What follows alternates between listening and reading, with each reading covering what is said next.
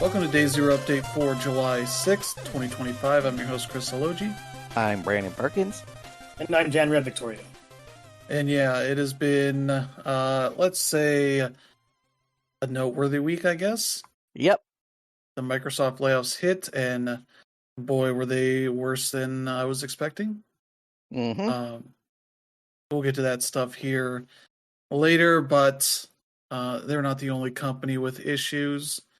We have 11-Bit Studios making a big mistake. Leslie Benzies continues to make mistakes on his studio's games. We got some weird stuff going on at some other companies, and yeah, we'll get to that stuff here a little bit later. But before we do that, we'll talk about what we've been playing, and I'll kick it off here as I have been playing more Death Stranding 2.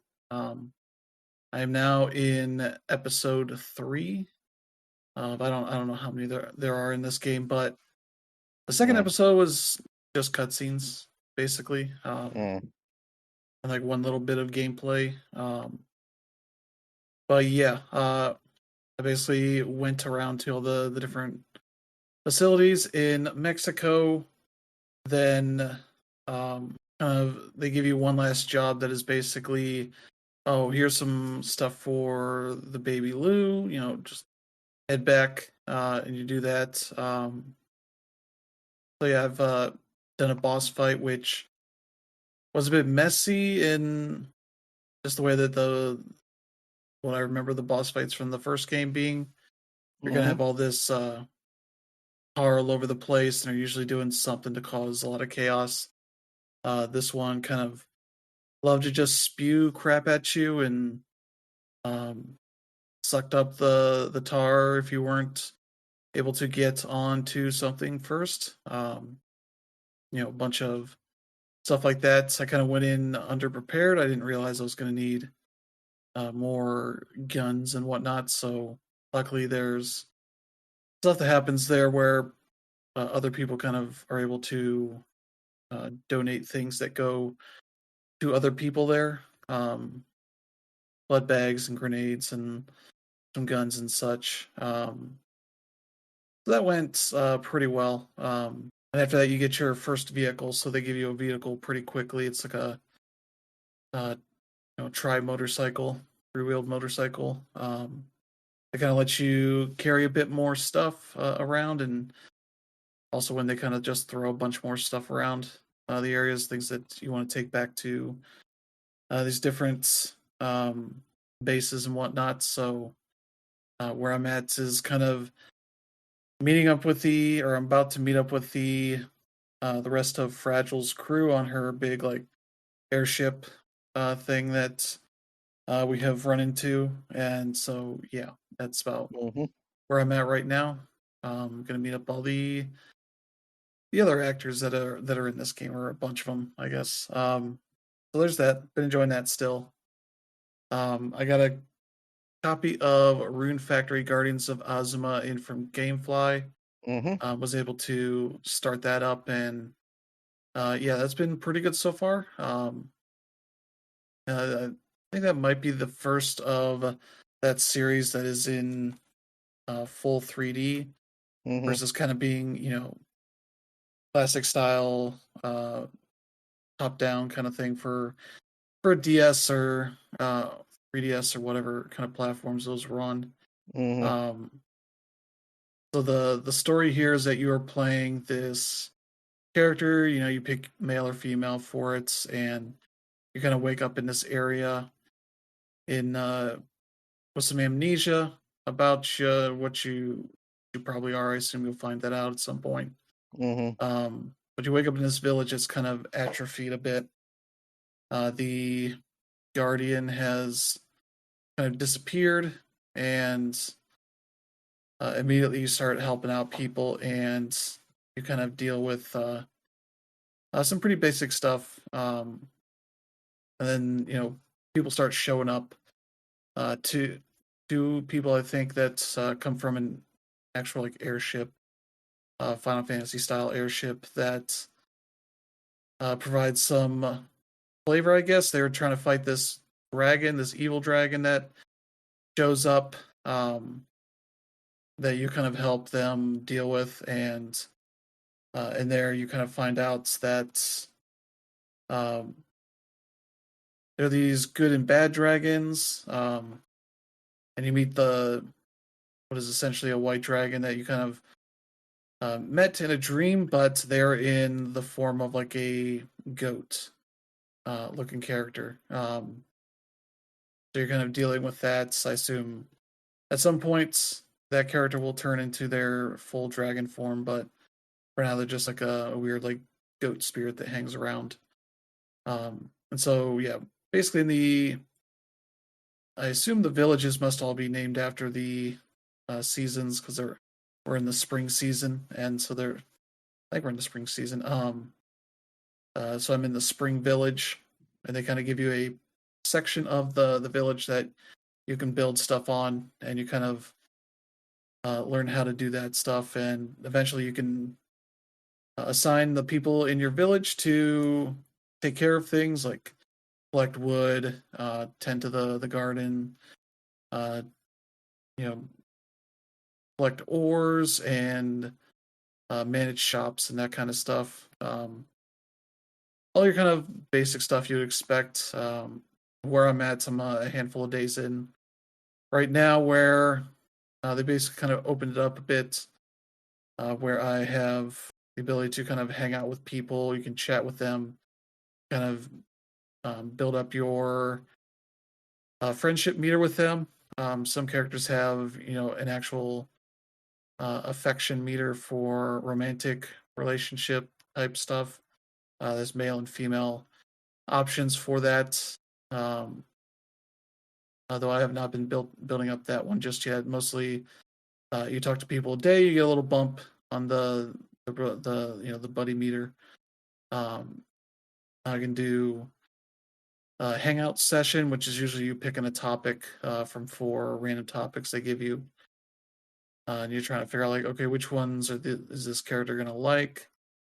And so generally, if you know anything about them, that will make that easier. I think I just opened up the ability to kind of invite them to go out with me when I go out to the area to start fighting enemies and collecting, materials and whatnot. So far, I've not gotten the ability to, like, I've done that whole area. There's a dungeon-ish area that has a bunch of enemies and then a boss that you find out is one of the villagers that's been missing. That they're kind of getting turned into demons at some point. So I assume every so often somebody will disappear and you'll have to go find out where they're at and deal with that. But it's a lot of that stuff you expect out of these kind of games.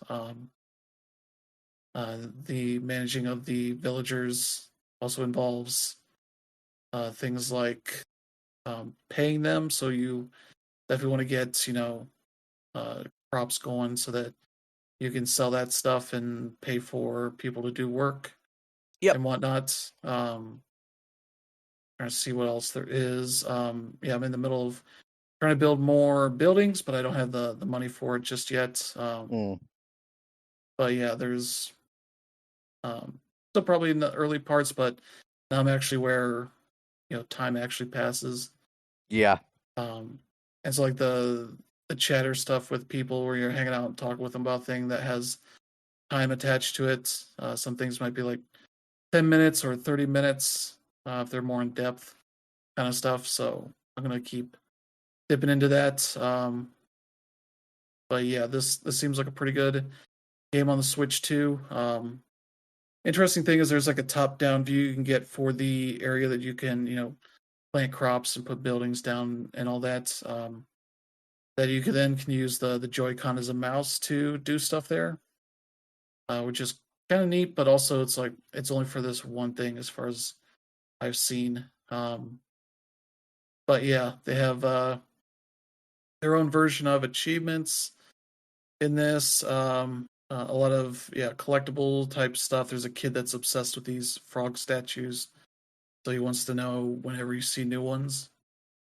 So he shows up as an exclamation point on the mini map, and I'm always annoyed by that. You can get requests from people, though where I'm at, the 2 requests I have are for vegetables I don't think I can get yet, so hopefully they're not time limited or anything, but 'cause I think the only things I can make right now are cabbage and what is the other one? Turnips. And these 2 people I think want like tomatoes and lettuce or something like that, spinach maybe. I was like, I don't know where the hell I'm gonna get that. Not even my shops have anything like that. Even the restaurant that's run by one of my buddies has anything with that. But yeah, this is one of those games still enjoyable. So I'm looking forward to put more time into it. Um, but yeah, it does everything you kind of expect out of this. And Yeah. so on Switch 2, kind of runs pretty well and seems to do what you want. So I'll be enjoying putting some more time into that. Mm. And the last game I've been playing is Super Mario Strikers 2, since that is on the Switch GameCube app now, and that is a game I never played on the original GameCube. Just not one of those games I was all that interested in, nor any of the what are ports to the Wii or the sequel on the Switch One. Just never bothered with any of that. But I've been playing this a fair bit, and it has some similarities to things like Mario Kart, where you have cups to win, which are just a series of matches you do against the other characters' teams.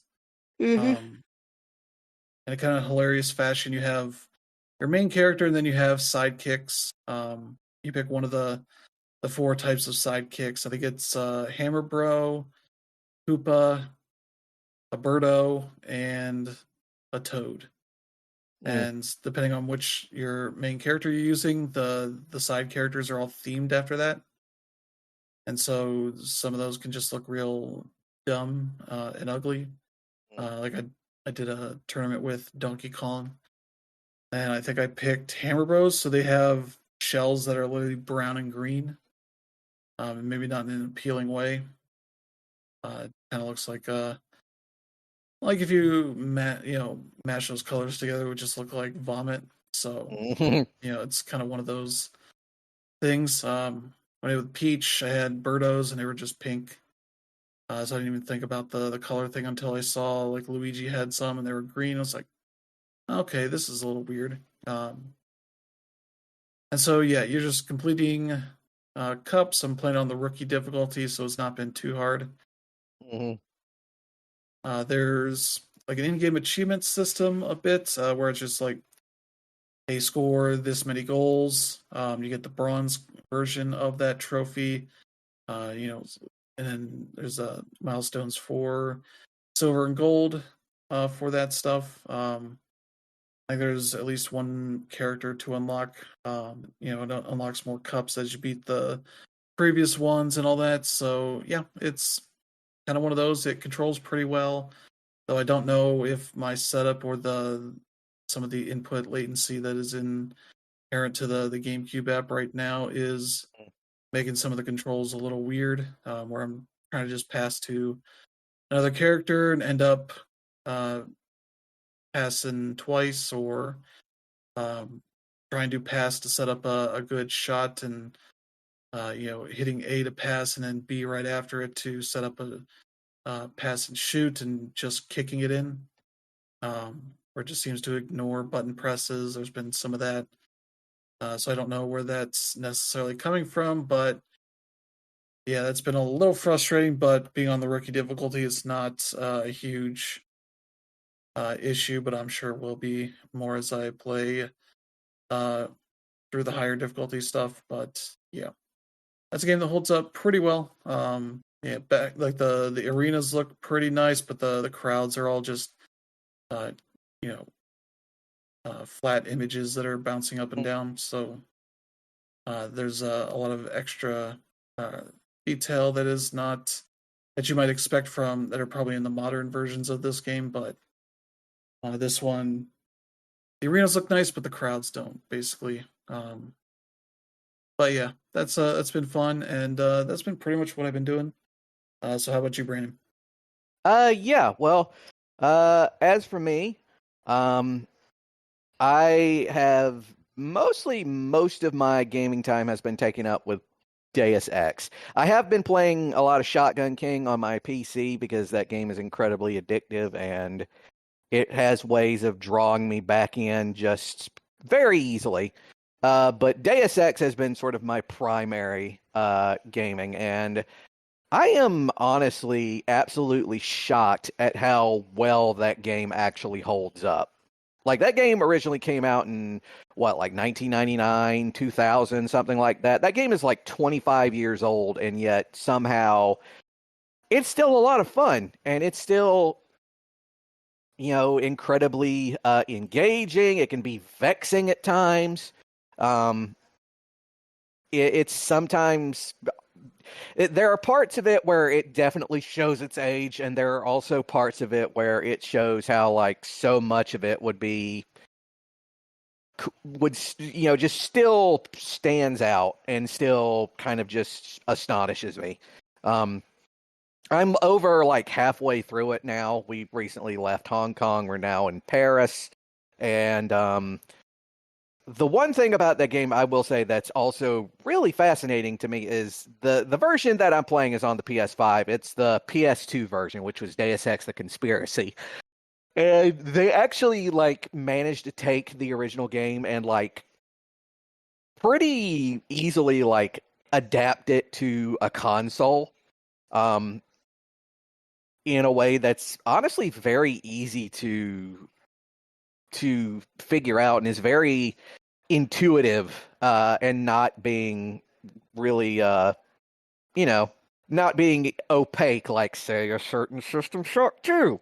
But yeah, I will say though, the one thing about that game is once you get through it a good deal, the parts of the plot can start getting really uncomfortable.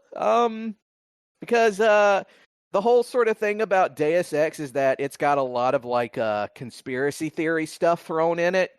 And considering, the last 10 years, it's just like, oh, wow, this is starting to get uncomfortable. But other than that, damn, the game is so damn good. And I highly recommend it. It's on PS Plus for premium users, and yeah, it's definitely fun. But the only other thing I've been playing is a game that was sort of a friend of mine, sort of pointed me towards. It's still in early access. It's a game that the friend of mine said, if you're loving Deus Ex, but you want it to go more hard in on like the cyberpunk stuff, you're gonna like this one. It's called Peripeteia, and it's essentially like he sold it to me like, imagine Battle Angel Alita, but in the middle of post-Soviet Poland. And I was like, all right, you sold it to me. And it starts off a lot like what Battle Angel Alita is. You're essentially like an automaton or a drone or some sort of robot individual who wakes up in the middle of what appears to be a junkyard in like the middle of like this warehouse. And you run into this guy who's basically he's a scrapper who makes a living, scrapping and reselling, old tech parts and stuff, especially for cyborgs. And he basically says, okay, you know what? I restored you. You ended up being kind of a loss for me, but you know what? I like you, so I tell you what, I'm going to give you a piece, and I'm going to give you this extra ability that I can give to you, because much like with Deus Ex, you've got Deus Ex with a little bit of Fallout. You've got all of these like additional cybernetic enhancements that can make you go faster, jump higher, give you night vision, that kind of thing. And he's like, okay, and I want you to go over to this place. They got this old like Soviet piece that I need for a job, and it's worth a lot. If you can get me to it, if you can get that thing to me, I can pay you handsomely. And when you go out of this place and you start looking around, you realize that this is not quite post-Soviet Poland as you're imagining it. Basically, this is a 1990s where the Cold War is still very much ongoing. Poland is technically independent. It's called the Polish Solidarity Republic, named after, the Solidarity trade union that ended up toppling the old communist government. But the Soviet Union is still around. It's called the Second Union now. And basically, you're in an area that's called the Disputed Zone, which is like this kind of like a DMZ that's like in between Poland and the Soviet Union, where there's essentially just sort of lawlessness, and both sides are kind of trying to slowly get control over it bit by bit. And so you've got all these various factions, including, factions that are with the Polish, factions that are with the Soviets. You've got some independent factions. There's like this weird religious cult that's also running around. It has like a very strong, like kind of gritty, grimy sort of cyberpunk anime influence too. It doesn't really like have like big fan service or anything like the Citadel does, but it's still kind of there, but you kind of have to look for it. The game's still currently in early access, but it's honestly really enjoyable.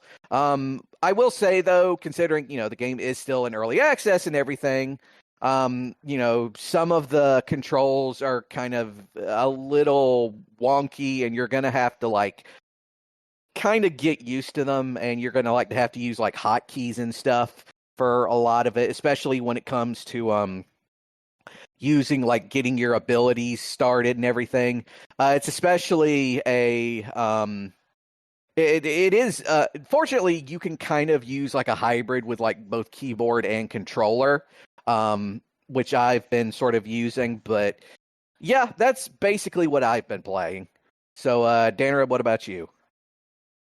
Yeah, for me, I've been on holiday for a little bit, so I've had some more time to play some stuff.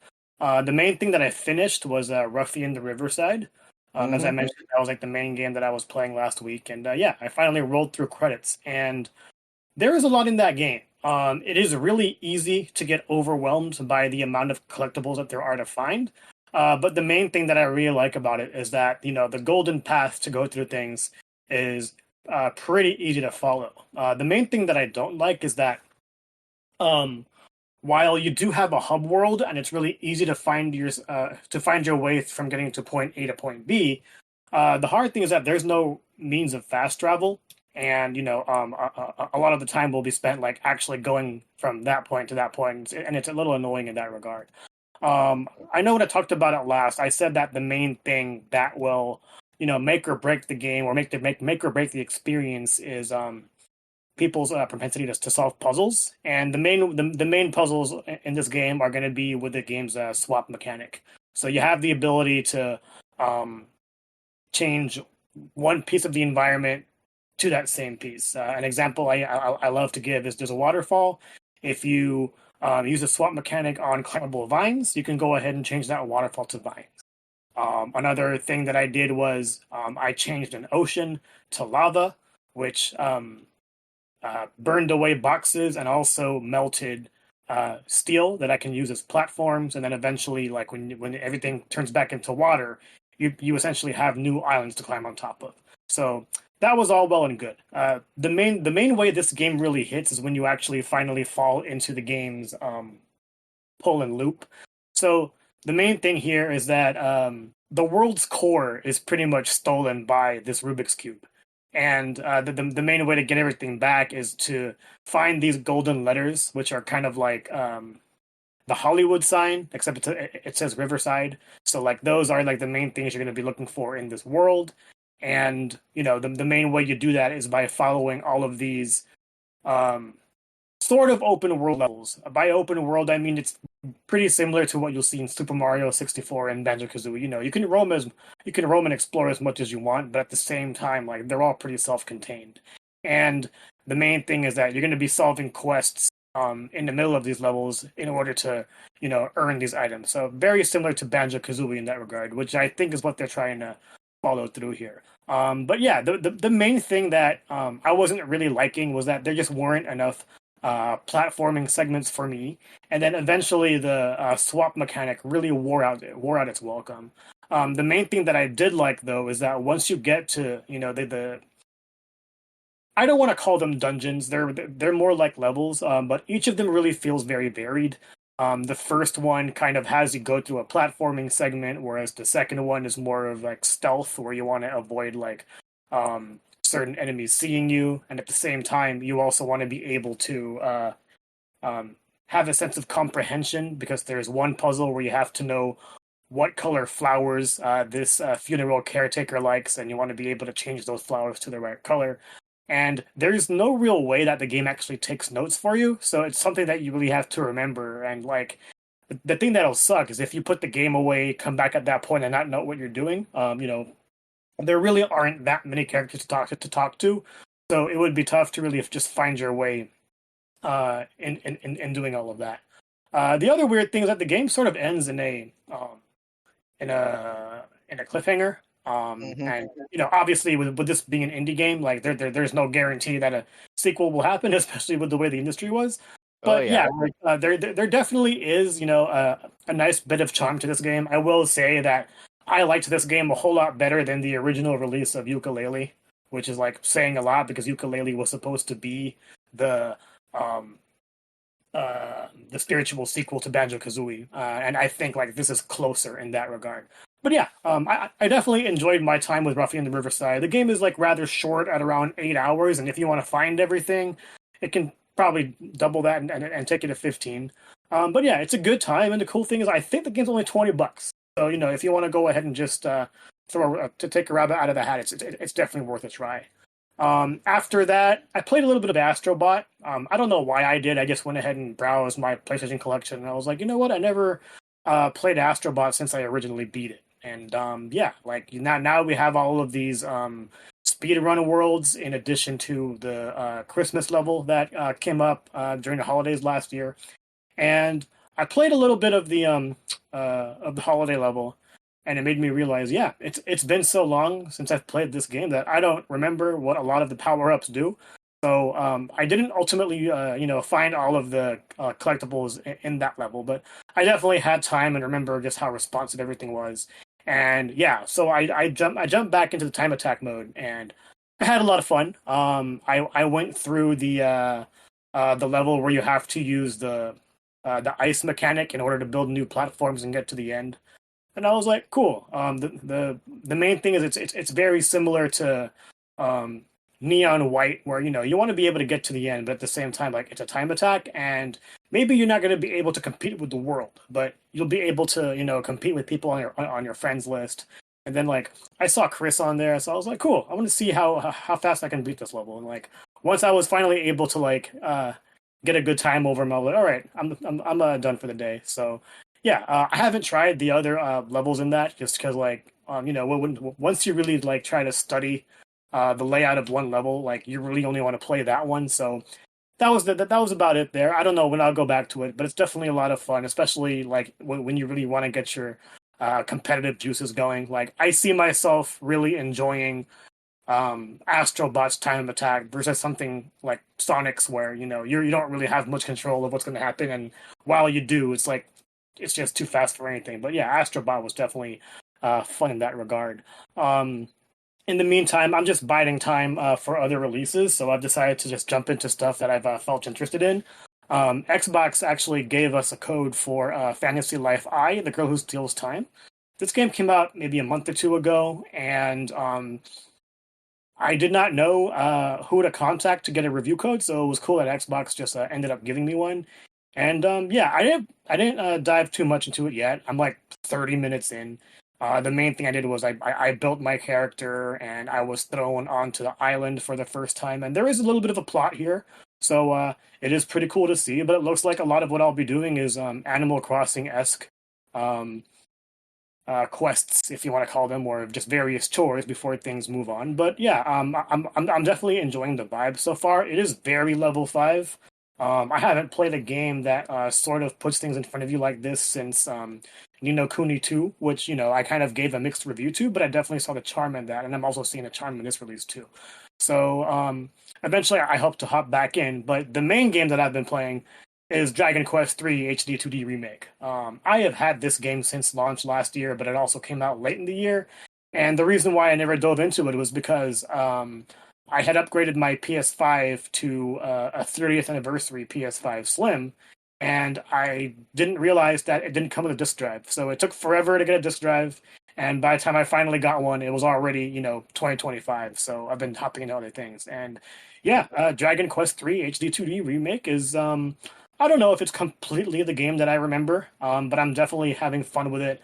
At the same time, I don't know if like any of you guys played it or even played the older one in a recent time, but it's harder than I remember. Harder in the sense where I'm going into more random battles than I would expect, and at the same time, like they're kicking my ass. Even if I decide to turn on the automatic mode where the game pretty much plays itself as smart as possible, like I still die. I don't know if I'm not grinding enough because I haven't run away from any battles. So the fact that I'm struggling this much is a little questionable. So I don't know if there's actually a difficulty tuner that I can hop into. I'll probably do that just because like I want to be able to chill. I don't want to be yelling at myself when I'm playing Dragon Quest. And yeah, I want to be able to finish this game before 1 and 2 comes out, later in the season. So yeah, definitely enjoying that. I'm about, I want to say 4 hours in. I'm at the pyramid, and I heard the pyramid also gets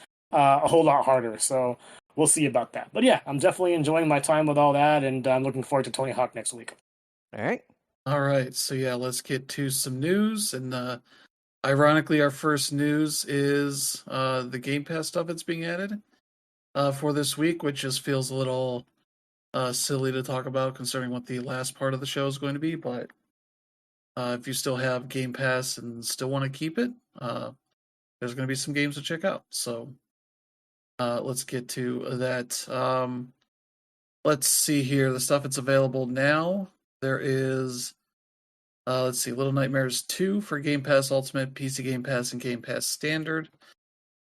So yeah, you can check out the second of that series. I assume the first must be on there. But yeah, that's one you can check out. Let's see. Also available is Rise of the Tomb Raider. This is a return. The second of the reboot trilogy. That's a pretty good game. So that's one you can check out. Yep. Stuff that's available. Let's see. Yeah, there's 3 more here that are available now. Legend of Mana for Game Pass Standard.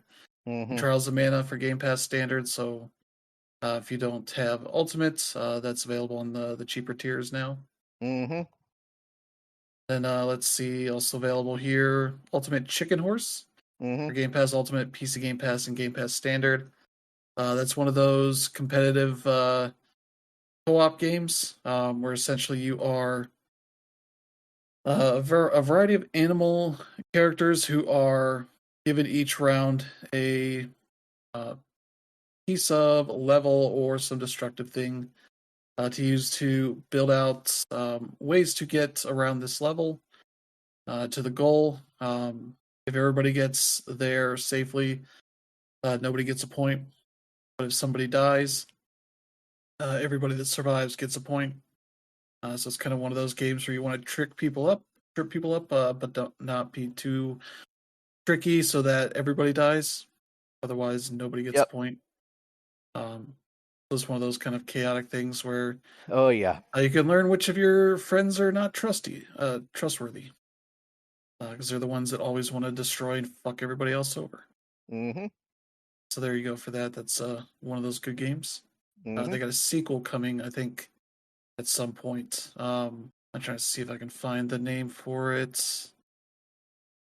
Ultimate Sheep Raccoon. Yeah, that'll be out later this year. It seems like. Yep. And I think that's more racing focused versus a platformer thing. Yeah. But stuff coming out in the near future on the 8th on Tuesday. The Ascent returns to Game Pass, so We have Game Pass Ultimate, PC Game Pass, and Game Pass Standard. That's the cyberpunk action RPG, dual stick shooter kind of thing. Basically Diablo with guns. Yeah, pretty good game. Very rough around the edges, I think. But maybe they polished it since the early version I played. Let's see, on the 9th, Minami Lane. This is one of those cozy management sim games that I have on Steam that is really good. This will be on Game Pass Ultimate, PC Game Pass.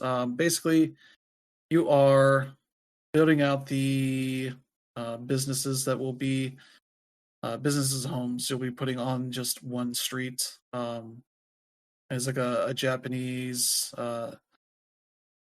area, I guess. So you're basically trying to figure out like, okay, we need a food place, a shop, maybe a place to hang out, a spa or something, and some houses for people that go shopping. And every day people will go spend that money, but also be some stuff that gets dropped that'll get you extra either money or points or something. And then you can start trying to upgrade businesses and all that.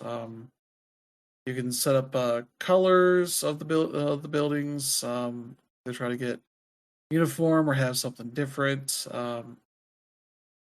Each one you're just trying to satisfy, I think, up to 3 goals that you're given for that particular challenge. And there's like 5 of those, so it's not something that requires a ton of time.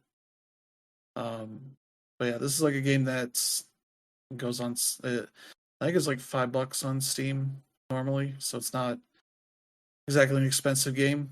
But it's one of those nice chill games, and eventually, or you might unlock it right away, but there is like an endless mode that will have more wild stuff that can change every day. Like certain types of businesses might do better, or you might get more people or more young people.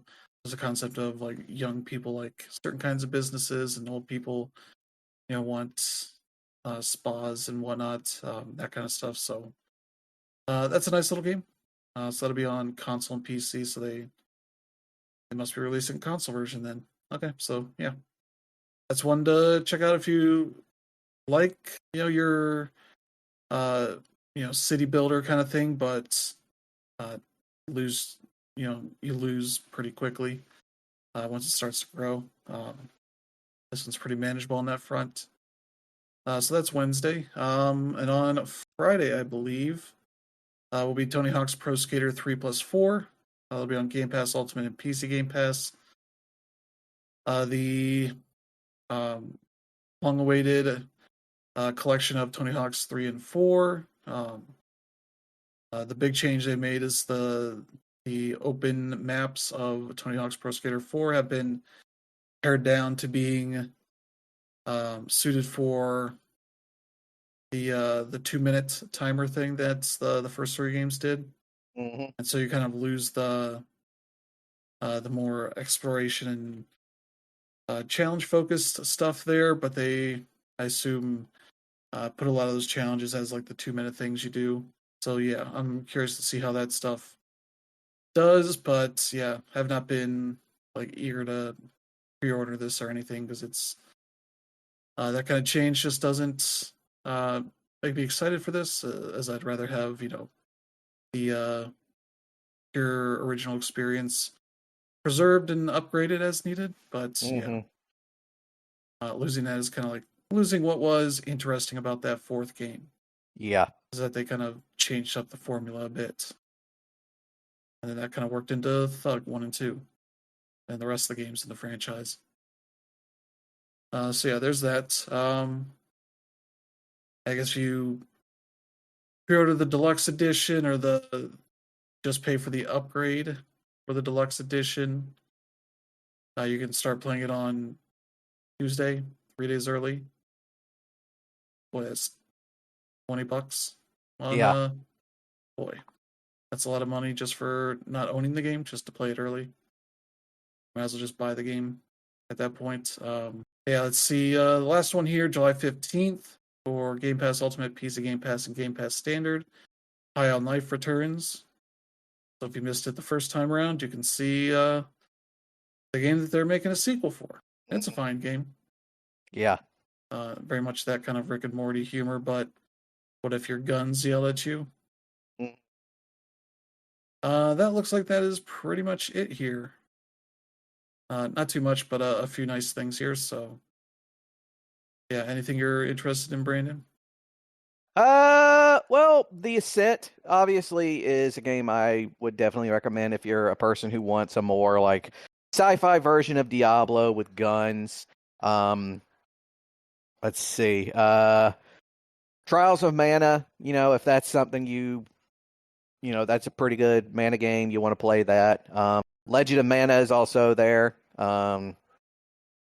That's about it. Obviously, you got High on Life, but that game irritated the fuck out of me. So, let's see. Yeah, that's about it for me. How about you, Dan? Yeah, for me, it's easily Tony Hawk. I've been looking forward to that for a while, primarily because 1 and 2 ended up being so awesome, and Iron Galaxy did a solid job with the PC versions. And then the main thing was I never actually got to play 3 and 4, so I'm looking forward to finally getting a chance to do that. I actually signed up for the Taco Bell demo to play a couple of the levels, and I definitely had fun with it. I am hoping though that you're able to change up the controls, primarily because when I was really into the series, I actually played it on the Game Boy Advance, and that version was actually really, really good, and so good to the point where I actually preferred those controls. So yeah, I don't know if that can happen, but either way, like that's easily going to be tops for me. Although I plan on playing it on PlayStation. Mm. Okay, so yeah. Real quickly though, Manami Lane also looks interesting. I love cozy games, but I also don't really like management sims. So I don't know. I might try this for a few minutes and see how it flows. But aside from that, I'm just really liking the art style. But as for the rest of the stuff that's being offered here, I've either already played it or just don't really care. I'm not much for the Ascent. High on Life, I'm also in Brandon's corner of it being really annoying, and that's partly why I didn't finish it. And yeah, those mana games are both actually good. Yeah. Yeah, Manami Lane is pretty low key on the management stuff. It's I think the missions I did, you're literally managing like 6 or 7 buildings. That's about it. Mm-hmm. It's nothing too complicated. It's not like a Sim City or anything. Yeah. But yeah, there you go. And yeah, as we talked about last week, System Shock 2 25th anniversary remaster got delayed on consoles Mm-hmm. to some point in the first half of July, and we found out pretty quickly it's July 10th. So Yep, which is Thursday. So yeah, that'll be out yep. pretty soon. Mm-hmm. So you can finally see if the UI's been improved at all, at least for controllers. Mm-hmm. So yeah, there you go. All Let's right. see. Next up here, we got a bit of a surprising announcement here. Helldivers 2 is coming to Xbox Series X and S on Mm-hmm. August 26th as the hugely successful game on PS5 and PC is moving over. This will be, I think, Sony's first published game Mm-hmm. on the Xbox, as MLB was the one handling publishing duties on MLB The Show. And so, yeah, I imagine this is very much a thing that Arrowhead wanted to push for, and Sony seems cool with that because they would like people on there to buy it and spend a lot of money. So they're pretty up for that when it makes sense. And this Yep. seems like one that makes sense. Yeah. Those people got a lot Definitely. to catch up on now. Yep. Oh yeah. Yeah, I'm definitely going to be interested in seeing like how much this actually grows their user base. I don't know if Helldivers is in the middle of a lull right now, but obviously, like we've seen the good and the bad with it, and it definitely could use the boost no matter where it's coming from. The other thing that's rather complicated is that this also comes out the same day as Gears of War Reloaded. So and that one's obviously coming out on PC, Series X, and PlayStation. So I'm wondering how it all just cannibalizes each other. But either way, putting a game on more platforms is always a good thing. Yeah, Helldivers does pretty well. most days. I'm trying to check here. Mhm. Yeah, it's 19th on the Steam most playlist, peaking at 58,000 for today on Steam alone. Mhm. And so I would assume that's a pretty good amount of people on PlayStation as well. And so, yeah, it's a game that's doing just fine. Mhm. So yeah, I don't expect Xbox to be uh, rivaling PC or PlayStation on this for players, but should Yeah. do just fine. Yeah, definitely. Cuz like that game is like if Helldivers 2, if any has taught people anything, it's that one of the best things that a game designer do is to step back and let players make their own fun. And that's part of what Helldivers like ongoing appeal is it's got just enough in it that you can literally like just the developers are like, okay, we're going to step back and we're going to let you guys play with the blocks. And people have been playing with the blocks. Yeah. Yeah, as people kind of test out all the systems and how that stuff works. Hmm. Also, remember, friendly fire is very much in play. Oh yeah. In fact, it's very much just part of the experience. Yep. Yeah, it's like imagine Starship Troopers if Wile E. Coyote decided to join up. That's kind of a that's very much the effect of playing that game. Just having random shit blowing up, and it's like, damn it. And like not only blowing up, but like sending you a good distance into the air. Yep. So yeah, there's that. That'll be interesting to see. And yeah, the catch with that game is it is cross play, so you can play against or with people from the other platforms, but Yep. there's no cross progression. So the progress you made on PlayStation or PC will not carry over to Xbox. Mm-hmm. Which can be a deterrence. That would be nice to have, but I imagine that makes it just more appealing for people that either want to start over or are just fresh to the experience. Mm-hmm. So yeah, there you go. And next up here, EA is bringing something back as they tried to do NBA Live games for much of the last 10 years and mostly didn't work. Either the games were terrible, though the last couple in like 2018 and 2019 were pretty good, if not Mm-hmm. very good. But by then, the 2K games had a stranglehold on the market, and even selling NBA Live for much cheaper than 2K was not appealing to people, even without a big focus on microtransactions or anything like that. Just didn't go through. Mm-hmm. But it seems like with the success of college football doing very well, they have teased that they are bringing their March Madness series back. Mm-hmm. Tweeting out, "Bring the madness. Let's run it back with a picture of a basketball."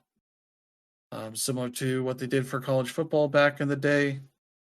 So I assume this means likely we won't see anything for a few years at least, as they kind of build up the team and do all Yeah. your pre-production stuff and all that.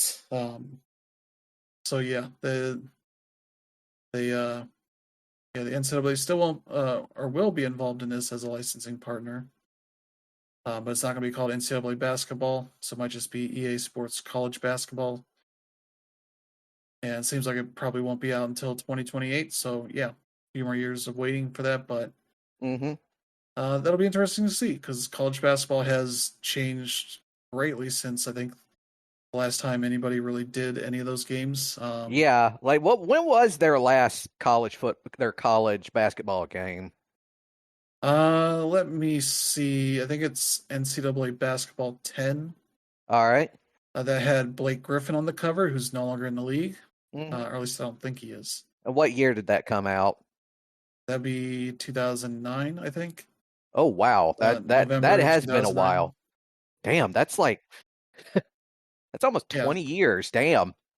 yeah. So yeah, Blake Griffin was in there as when he was on Oklahoma and became I believe the number one pick for that, and yeah, they kind of stopped because it generally just didn't sell well, especially not as well as the NBA Live games.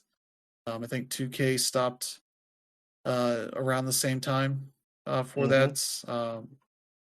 The games are always pretty good, but yeah, you didn't have licensing for the players. I don't know that they even had the ability to customize that stuff as easily as they had for college football. And yeah, the whole thing here since then is that the one and done rule has become big, so a lot of the best players play for just one season and move on. Often the number one picks end up doing that if they aren't playing overseas in Europe or wherever, and end up skipping that process entirely. So, kind of one of those things of the turnover on this for players is going to be pretty interesting to see how they handle that stuff because transfers are as big of a deal in basketball as they are in football. But obviously, there's less space or less roster spots for the people there. So, if you're good enough to be demanding big, NIL contracts and transferring all, you're probably good enough to get into the draft at a reasonable spot. But yeah, college basketball is in a weird place, less or even weirder than college football has been because at least their players stay at least 3 years. Yeah. They at least get some continuity, even if they transfer to other programs a lot. But yeah, so this will be interesting to see how this all goes, and what how they deal with the way that college basketball works these days. You kind of get to the draft, you have like no clue who most of the players are if you don't pay attention to every single game. Yeah, we're at a really interesting spot with basketball in the video game industry.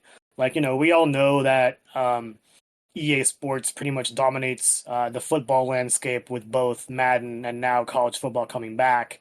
And then with basketball, it's the other way around. 2K Sports absolutely dominates it with NBA 2K. As soon as they had that Jordan year, the writing was on the wall. I think the last NBA Live was 19. And then, we just talked about the NCAA game ceasing to exist way earlier than that. I believe 2010, 2009, you guys just said.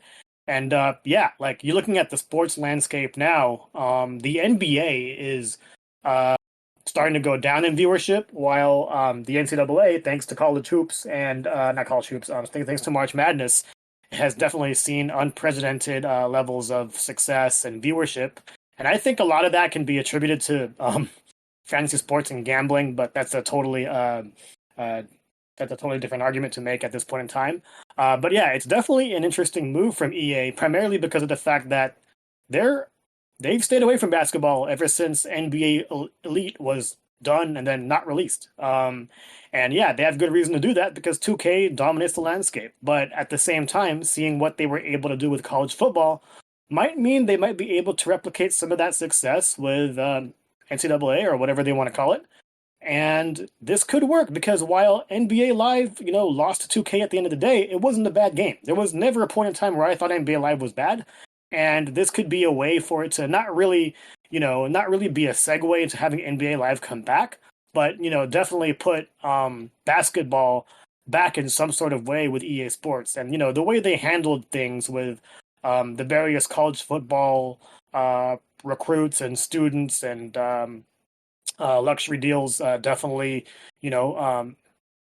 was definitely something to take note of. And yeah, they can definitely do the same thing with basketball. I don't know how the money would work, and obviously they're avoiding the NCAA for a reason. They're avoiding most sports leagues for a reason. And like this is definitely going to be. It'll be interesting seeing how this progresses. Obviously, this will take time. When we first heard about college football coming back, it took like an extra 3 years. I'm pretty sure it would be the same with basketball, if not harder. Yeah. So yeah, that looks neat. Be curious to see how that turns out. So yeah. That's the last of the like new game announcements here. A lot of the rest of this is industry news. And Mhm. first up, we finally found out that Nintendo has essentially confirmed that the Super Mario Odyssey team is the one working on Donkey Kong Bonanza, but are not talking specific names like who on that team. Mhm.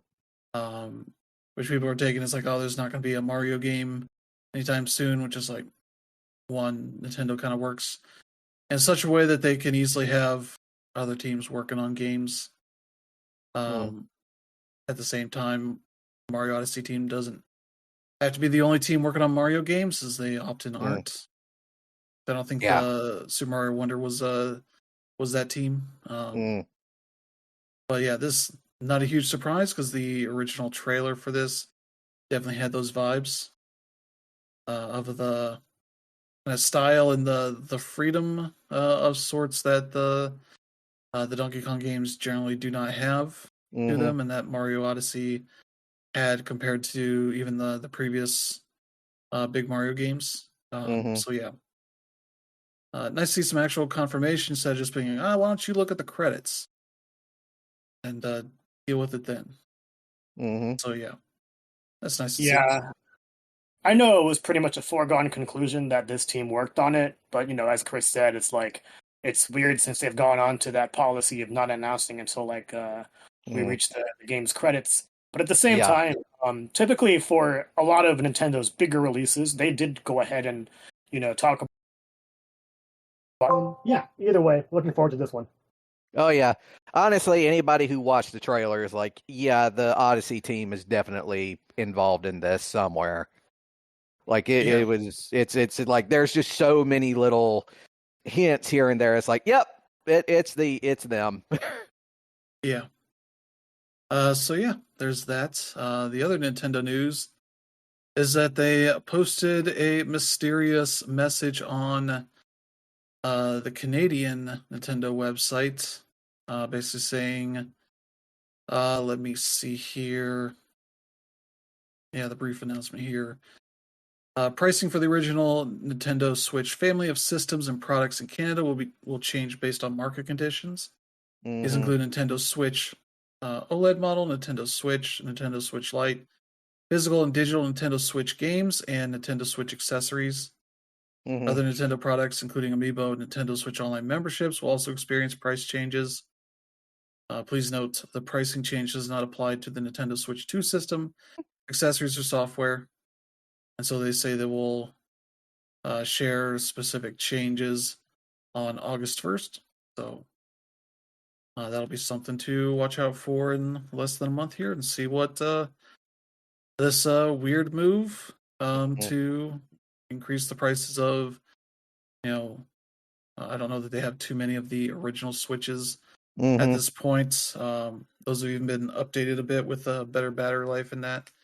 But a system that is essentially 8 years old at this point, getting a price increase as the sequel system comes out, is a pretty, you know, new move. Nobody's really done that before, Mm. I don't believe. And yeah, obviously the economy stuff is certainly a big factor. But it's kind of wild to see this thing happen. So if you are in need of a Switch, I guess, in Yeah. Canada, you better be buying one soon. Yeah. 'Cause it's certainly not getting cheaper, or else they would have done it right away. Oh yeah. Yeah. Tariffs. Yeah, It's a bitch. yeah. So yeah, that's weird. But Mhm. let's see here. Yeah, the Subnautica developer Unknown Worlds is losing their three-person leadership team in weird circumstances, as Crafton sort of announced this whole thing. Um, yeah, saying that the game developer Charlie Cleveland, technical director Max McGuire, and the CEO Ted Gill have all exited the studio effective immediately, Mhm. which is not typically how things go. Usually, they would announce it themselves Mhm. if they were leaving for their own reasons. So it sort of gives the air of like, oh, did Crafton not like something they did and Mhm. got rid of them? Yeah, the new CEO Steve Apotsis has been brought in as the new CEO. He was running the what's the other studio? The one that just did Calypso Protocol. He was one of the top people there, which is quality wise not great, but also who knows? They're working on Subnautica 2. That's coming to early access later this year. Yep. So something there must have happened that Crafton did not like, unless they had some argument with the three leaders and kicked them out. I'd be curious to see more on what this is, but yeah, this is some strange news for a studio that's generally done cool work up until now. So yeah, there you go. Just some weird industry news. Let me see here. Next up, yeah, Leslie Benzies, head of Build a Rocket Boy, who just released Mind's Eye to probably the worst reception I think a game has had. Probably since this at year. least Cyberpunk. Yeah, and definitely worst reception this year. Yeah, just a game that clearly was not ready for launch, but just still very pushed through. unfinished. Yeah. So yeah, we've heard from one of the other at the studio that was very much like, oh, we think there are people being paid to try to undermine this this game's reception and all that, and even IO Interactive's publisher head was like, no, I don't believe that's a real thing. But apparently, as a report from IGN, who had two people that were at this meeting that Leslie Benzies had with the rest of the developers here a few weeks after launch, somehow waited that long to address people. Yep. About this after they've laid off, I think the current number is about 300 people that are looking to lay off. Saying that so they were present at the meeting with Benzies, who claimed that the former or insisted that Build a Rocket Boy would recover from the disastrous Mind's Eye launch. I guess they're going to try to relaunch it. He also insisted that the studio would relaunch the Trouble game. So exactly what that means isn't specified. And yeah, the most curious thing is that he allegedly claimed that the struggles of Mind's Eye and the studio could partially be blamed on internal and external saboteurs. Which is like, boy, you think people have some weird stake in this game that I don't think exists at all. I don't think there's any reason anybody inside the studio want to tank this game intentionally, considering much of the team is being laid off. Much less external people that can recognize the signs that this game was not going to come together. Most likely with the way that they weren't marketing the game or showing it off in any sort of substantial fashion that showed that they had confidence in the game's success. So this sabotage thing is so weird and kind of just funny at this point. So yeah, I'm curious to see what a relaunched version of this game looks like, especially now that they have far fewer people than they had before. So yeah, this just more weirdness happening with Mind's Eye and Little Rocket Boy, and Leslie Benzies kind of just going off the deep end. Yeah. Yeah, it's all just bizarre. You know, obviously with the game coming out a few weeks ago, like nobody really expects to just release a crap game. Like, you know, you're going to be taking pictures with all your staff and being excited for it, and you know, your leadership goes and does this when he's already done it in previous weeks and has looked weird publicly several times. So yeah, I think that guy has got to be checked out. But it's definitely a weird situation. Very much so. Yeah, he's made his money, so he doesn't really have that much at stake other than making more money. But for a guy that's made like £1 million a year for the last few years while they were making the game, he has the time to, I guess, imagine that there are people that give that much of a shit. Mm-hmm. So yeah, there you go. But next Mm-hmm. up here, we got our first bit of AI news here. Mm-hmm. 11-Bit Studios, makers of The Alters, a game that's been otherwise well reviewed and well received. Mm-hmm. People found out, looking at details and such, finding out that there is like in-game monitors that are visibly, the text visibly shows Mm-hmm. like the AI response to a prompt. I believe asking for, technical, uh, you know, descriptions of things that fit science and technology kind of thing. Mm-hmm. That would be for this kind of thing.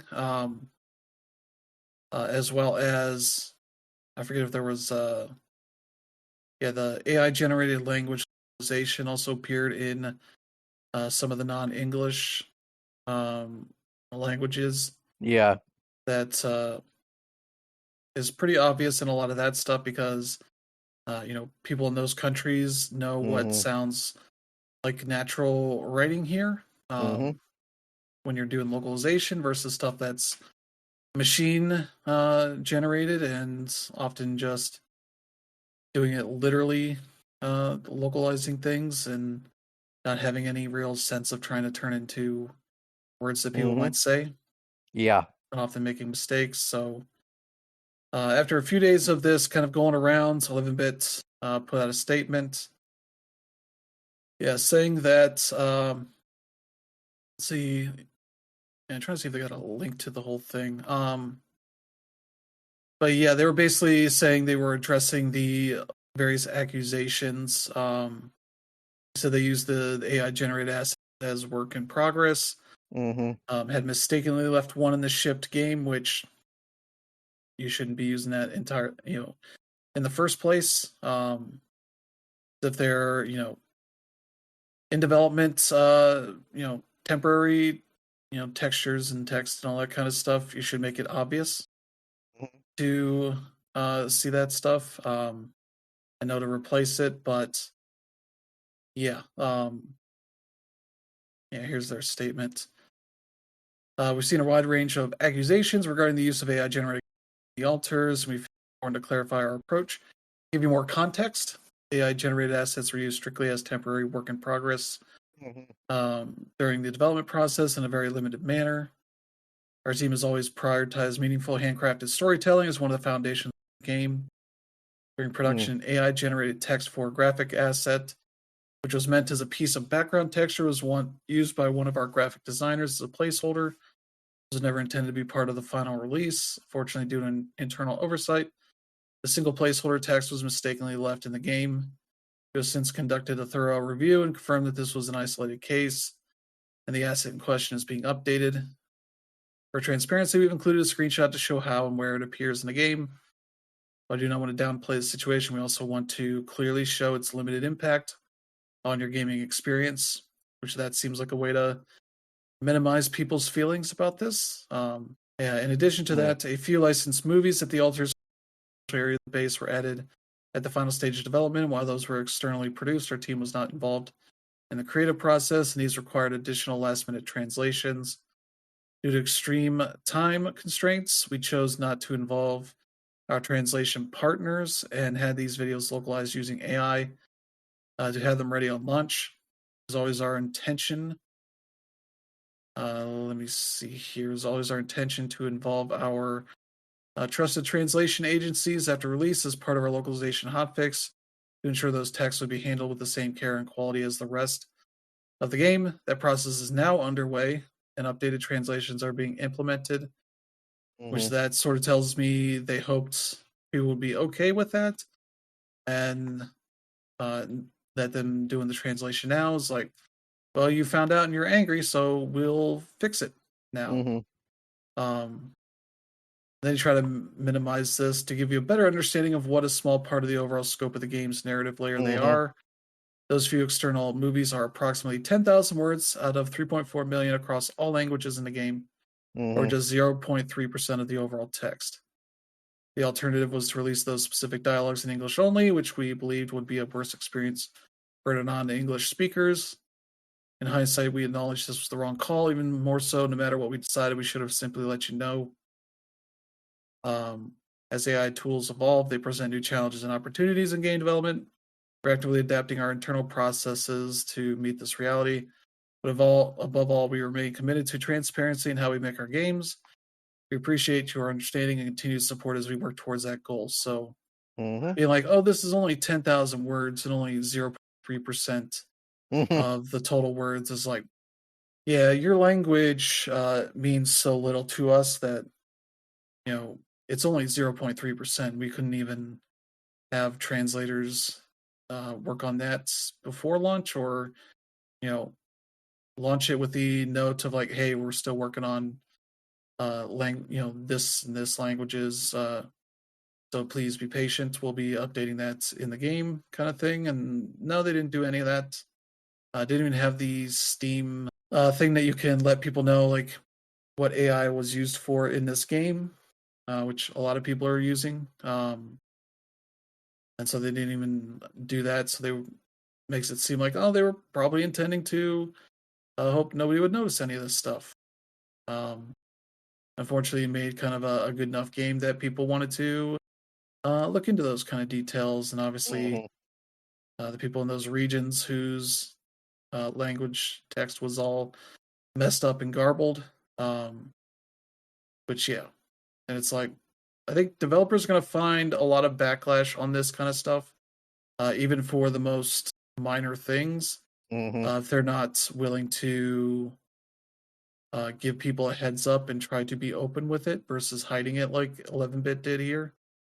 Even if you're still going to get backlash, even then, like the only way you're going to get people to understand and be even the slightest bit okay is to actually be open with it versus try to act like you didn't do it when it's pretty obvious from the ways that people are able to find this stuff. Otherwise, you're just going to create more motivation for people to continue to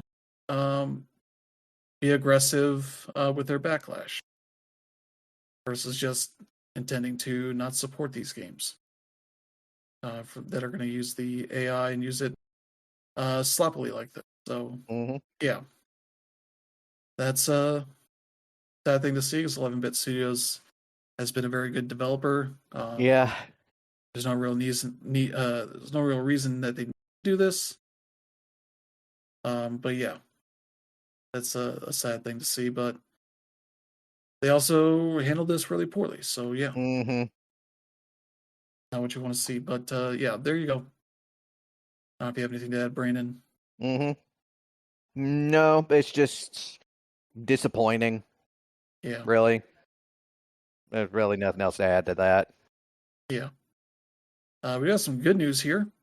Geo Media, a shitty company that tore apart all of the Kotaku and all the sister sites they had that were generally pretty good, especially as a collective covering a wide range of topics and all that, has sold off many of them, and has finally saved Kotaku from their bullshit and sold them off to a digital publishing company, Keliops. Yep.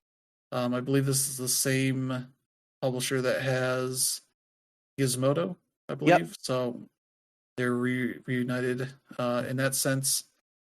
And yeah, I saw actually a good joke here that they call Jim Spanfeller Jim's Spam Filter. So that's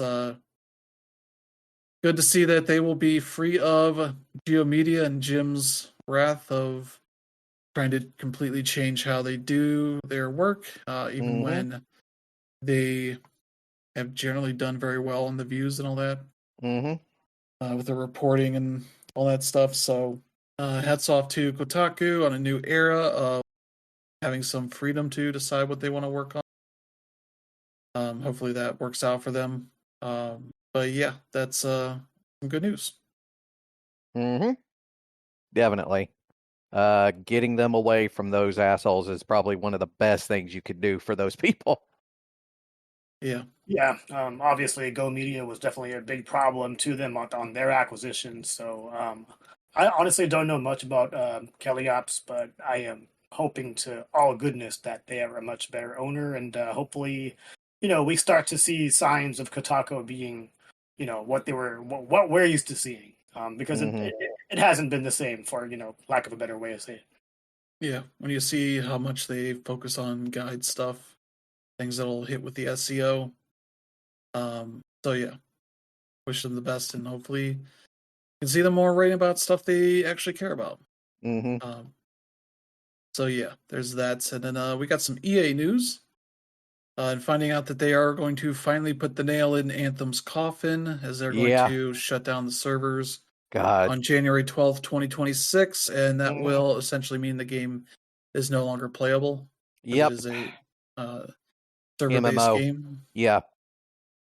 Believe it or not, this game did still have a group of dedicated players, like Yeah, long after this game bombed. And honestly, that's pretty impressive.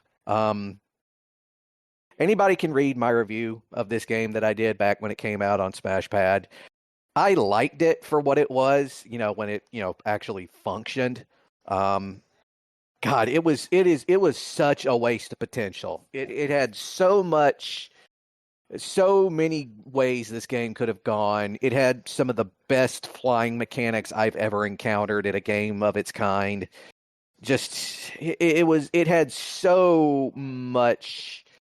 Again, I got to use the word, so much potential. It had so much, and then EA stepped in midway through and said, "No, you got to turn this into an MMO so we can do a live service thing."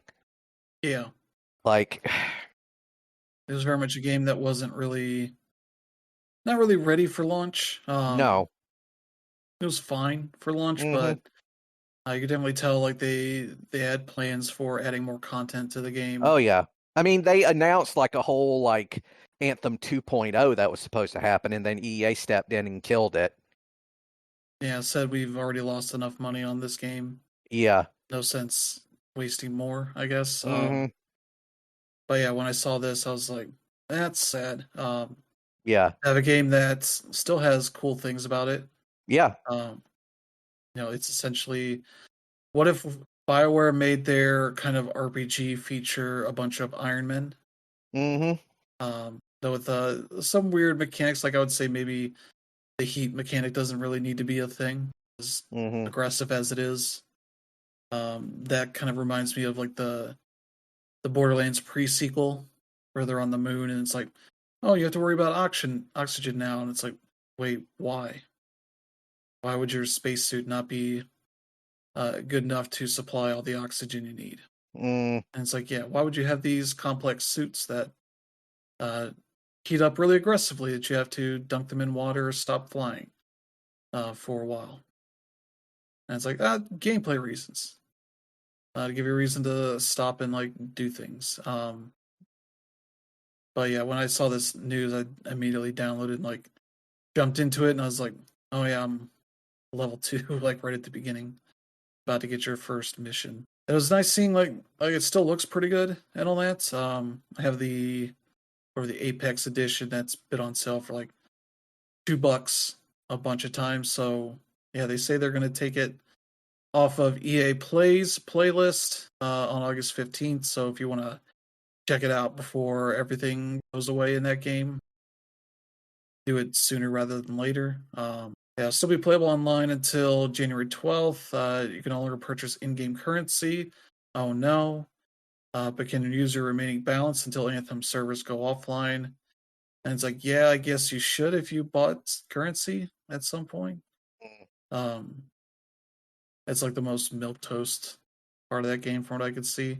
Hmm. So yeah, definitely took them a while because this is a game that's almost launched 7 years Mm. before the shutdown dates. And yeah, it just did not do super well. It was kind of another X on the Hmm. Bioware um, Yeah. misses. Basically, the first in what ended up being a long stream of mishaps. Let's call them that. I think Andromeda was before Well, that. yeah, Andromeda had already come out first. That's true. And that game was made by a B team that was not terribly experienced with it. Yeah. And much like, Veilguard, I think it also I think that game went through a couple of different versions before the final game came out, and it kind of showed it. But yeah, it's like EA was just way too involved in BioWare shit. Yeah. Yeah, like that people ask me, like, what has happened to BioWare? EA happened to BioWare. That's the problem. Yeah, and higher ups kind of leaving at BioWare. Yeah, and getting replaced with people who were drank the live service Kool-Aid, basically, and then ended up realizing they screwed up and having to course correct at the last minute, and that's how you end up getting Veilguard. Yeah. I'm not gonna lie. When I first got this news, I thought it had already been sunsetted. I didn't Nope. know anything was happening in Anthem at all. So when Brandon talks about there still being people doing something, like I'm wondering what they were actually doing, considering there is like no content to speak of aside from like obviously what came out when the game initially came out. And I definitely relate to him to the point where I didn't put in like crazy hours into Anthem, but I was definitely a part of its launch, and I really enjoyed the launch for what it was. And even though there was an extreme lack of content, I was fine with it because, I didn't plan on spending my entire day in that world. But I love that world. I am not a BioWare fan. I am not a fan of any of the Mass Effect games. I do not touch what's it called? Oh no, that's definitely a different world. But like, yeah, I definitely like was never really into BioWare, but I really loved the way the game looked. I love the idea that everybody was Iron Man. The game handled, in my opinion, it handled like a dream. And really, my only complaint during its launch period was all the rubber banding going on, because that just, it definitely confused me to an extent. But yeah, like the main reason why it failed, aside from the fact that I wasn't ready for launch, was that the content plan was not evident and they just stopped communicating, which you can't do for a live service game. And, obviously, with all the changes EA wanted to make to it in order for it to reach that live service kind of thing, they were not prepared for that. And it ended up just launching the way it was, which was fine. But at the same time, there was no chance for the game to redeem itself, which is sad because, you look at games like No Man's Sky, you look at games like Fallout 76, both of which launched, in my opinion, worse than Anthem. But, they eventually found their footing, and they're games that people continue to play to this day. And so, that being said, like, it shocks me that people were still playing with this game, because I wonder what they were doing. I don't know if they were role-playing or whatever it may be, but I'm also a part of a freelancer Discord where they all want to go back in to see if they can platinum the game. And I don't know, like, what exactly is possible, but it's definitely a cool attempt. Yeah. That game very much seemed like they wanted their own destiny when that was at sort of the height of its power. Yeah, like that's definitely like a good comparison. Yeah, and they definitely had the time to. It just didn't happen. So Yeah. just nothing was put in. Yeah, but like you compare them side by side, and it's like, yeah, you can definitely see the Destiny envy. Yeah.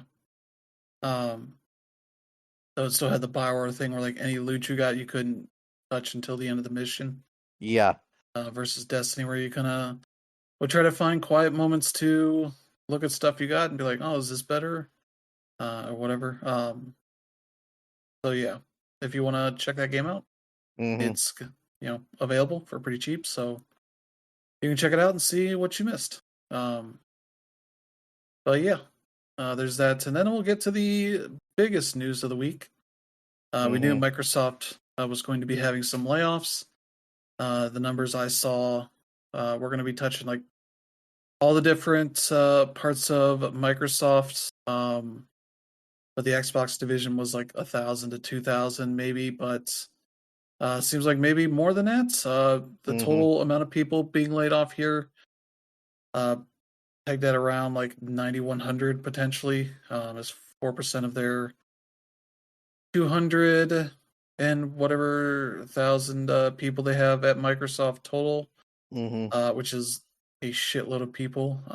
kind of a stunning number to see. And we got some specific studios and games that were affected here.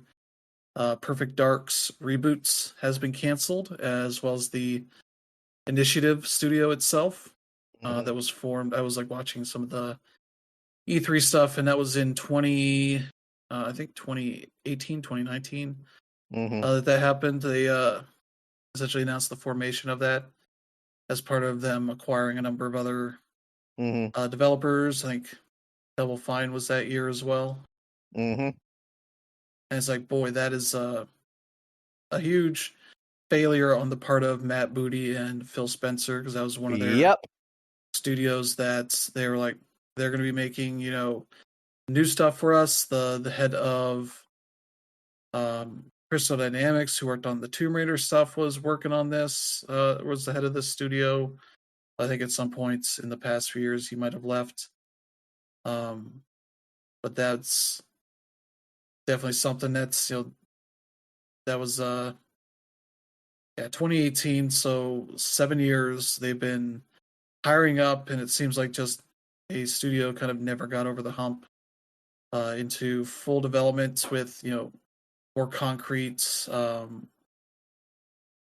game there that you could be like, this is a thing that's going to happen.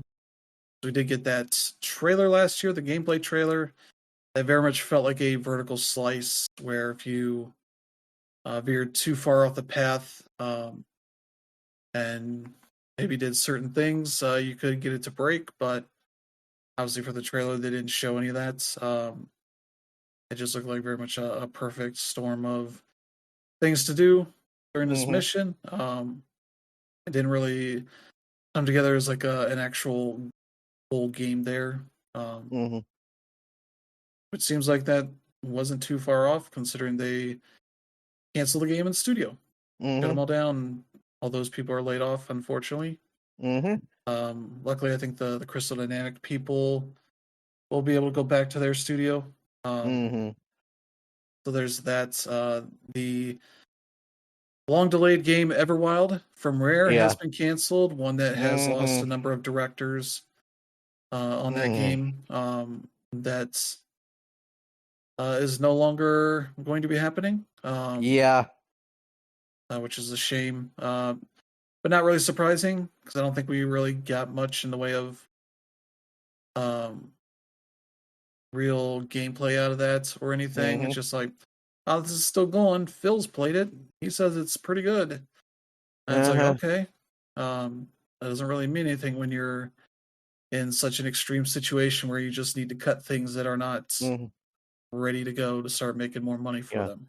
And then it turns out, apparently, that when that game went at the same time, Greg Mails, the guy who's the director of Sea of Thieves, actually announced that he was leaving the company after the cancellation. Yeah, which is a big deal, because that guy's been at Rare since like the 90s. Yeah, and I believe like half the studio's been laid off at this point. So Rare's kind of just to see a Thieves support studio at the moment. Maybe they'll come up with a pitch that's Sarah Bond and Matt Booty likes, and they'll staff back up again. But for the time being, they're kind of just gonna keep working on Sea of Thieves. So there's that. ZeniMax Online Studios had a new game that was reportedly like a Destiny 2 kind of thing, shooter MMO kind of thing that seemed pretty promising. A number of people that played it enjoyed it, called it a good game, but seemed to be far enough away from being finished that it was something that could be put on the chopping block and ended up getting canceled. And so, yeah, the head of that studio, what's his name, Matt Ferror, who you've seen the Bethesda showcases, the guy that always talks about Elder Scrolls Online, that's him. He was the head of the studio for a while at least, but he also either left or got laid off. So I imagine a number of people there got laid off. With that, I believe Turn 10, makers of Forza Motorsport, have been cut in half. Had about 50% of their people laid off, so they're it seems like from what people are saying, it's going to be more of a support studio for Forza Horizon for now, as the last game just did not do super well, and so that's sad to see. Raven Software has also been hit with layoffs big time. They're one of the Call of Duty support studios, so if you thought the game's successful, they have no reason to lay people off. Well, there you go. Probably every studio at Microsoft probably saw some cuts. Maybe the ones more further in development, maybe spared for now. Like I don't think I saw Obsidian mentioned in any of this. For that, yeah, Phil Spencer, his note was a big part of this, and yeah, just very much tone deaf from what I saw of this. Let me see if they have the whole note here. Yeah, here it is. Today we're sharing decisions that will impact Xbox or impact colleagues across our organization to position gaming for enduring success and allow us to focus on strategic growth areas. We will end or decrease work in certain areas of the business, follow Microsoft's lead in removing layers of management to increase agility and effectiveness.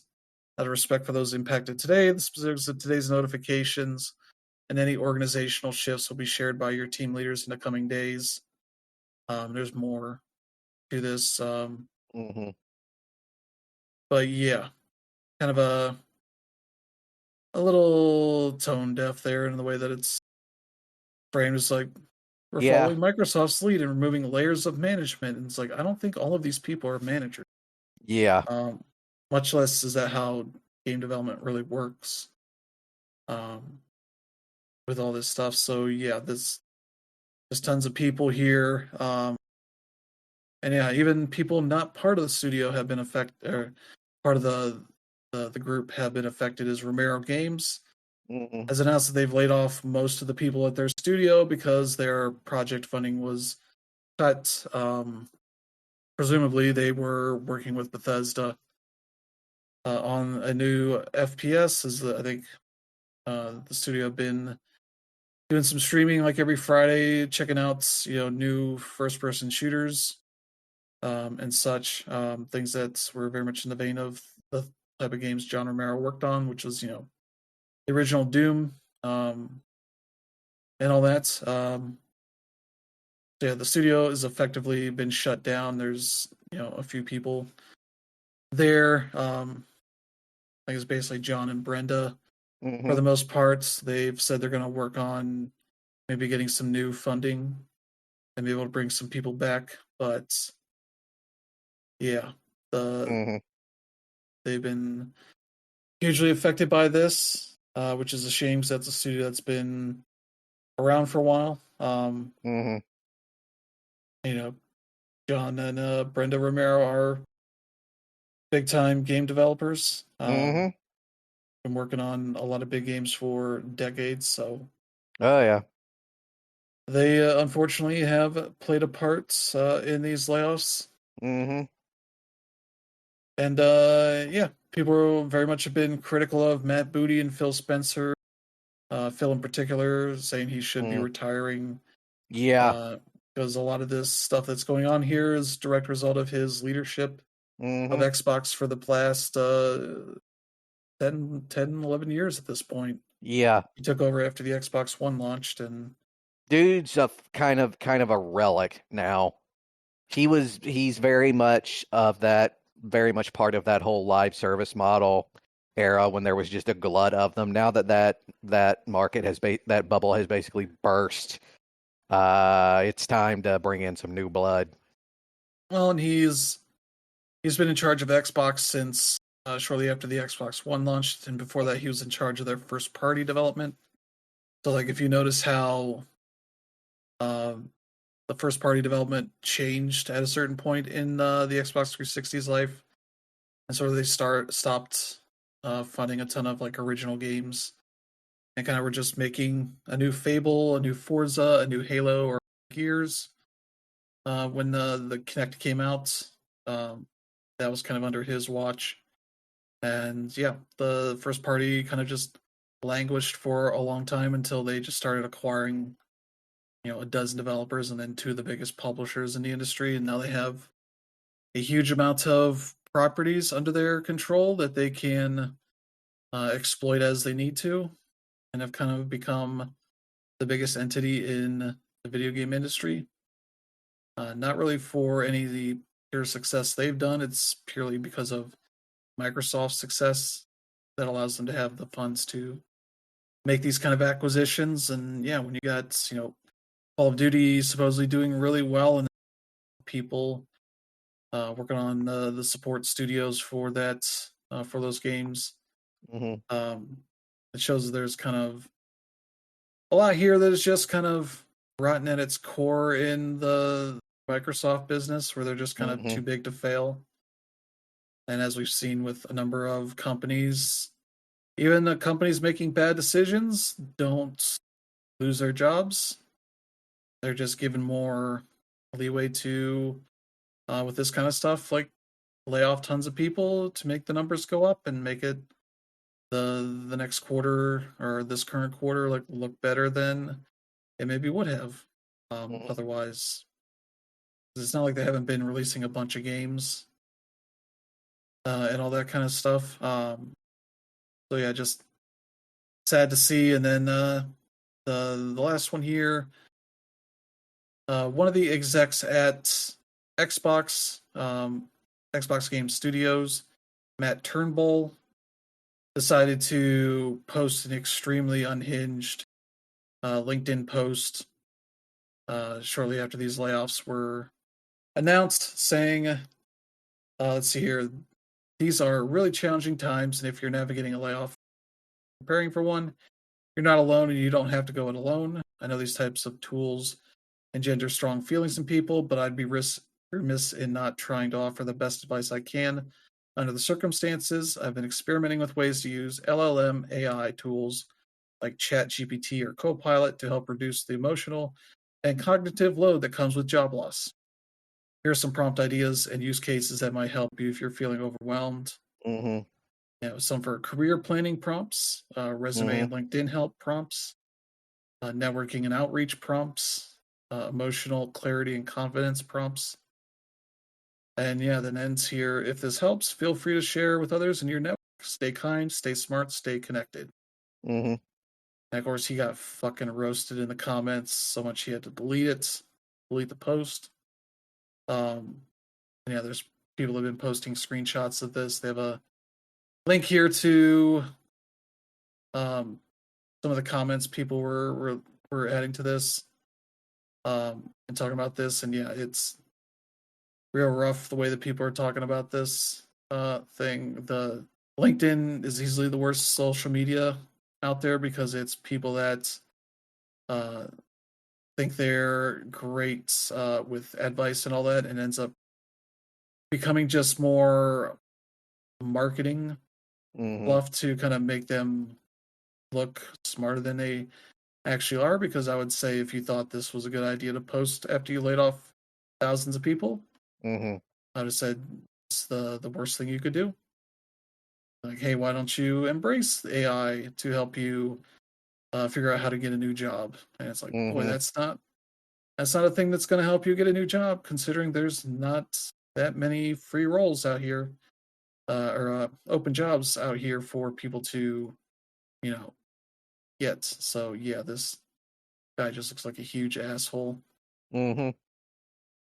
So yeah, it's a shit show of a whole last few days of seeing how this stuff has been impacting that, and learning just more and more as people, unravel the layers of everything that's going on. Saw people talking about how, another thing that Microsoft gets out of this is that, the vested stock people get from Microsoft that's supposed to, vest, usually every year, depending on how much they are getting. A lot of people probably didn't reach the point that they could actually cash that in. And so that becomes stock that the company itself gets to own again. And That's just more money for Microsoft. Mm-hmm. Probably chump change compared to a lot of what they're working with, but that's still more things that's like, yeah, that's real, shitty, in a way.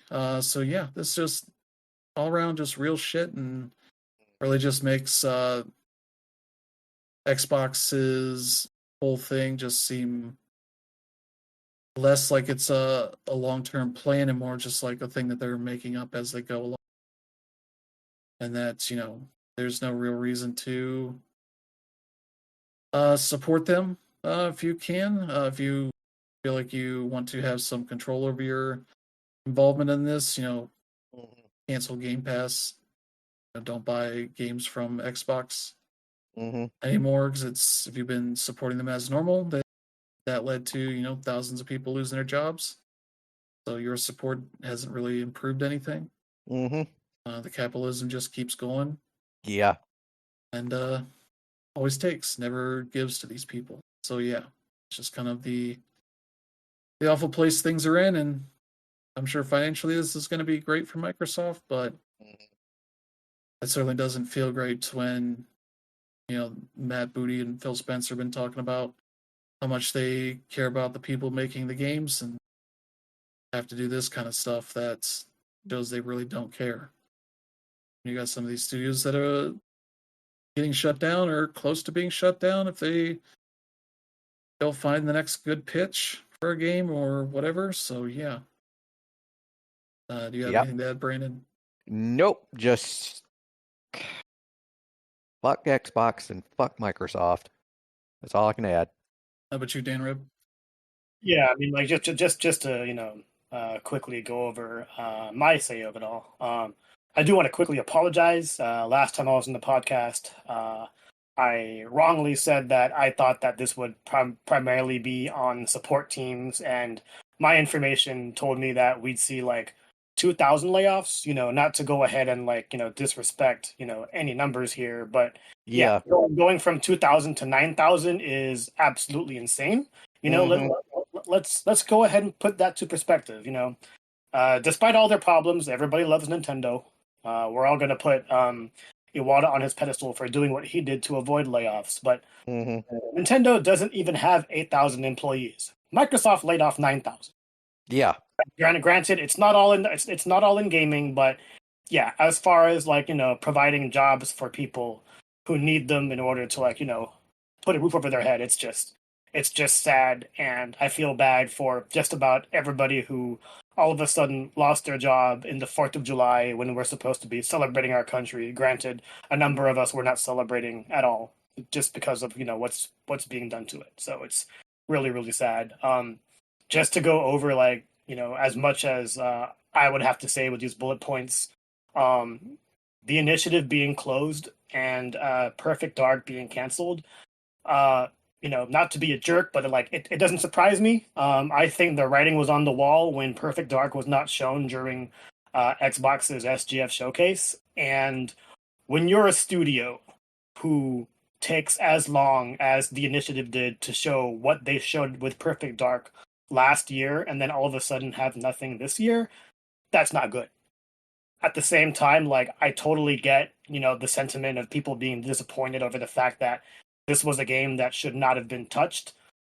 You can't take that long and have nothing to show for it. So as much as this sucks, it's it's hard to say that I didn't expect this at all. I thought Perfect Dark was the coolest thing they showed last year. So obviously I have my opinion of that there, but yeah, with the way that Microsoft has been handling things throughout the generation, even going back to last, it's hardly a surprise.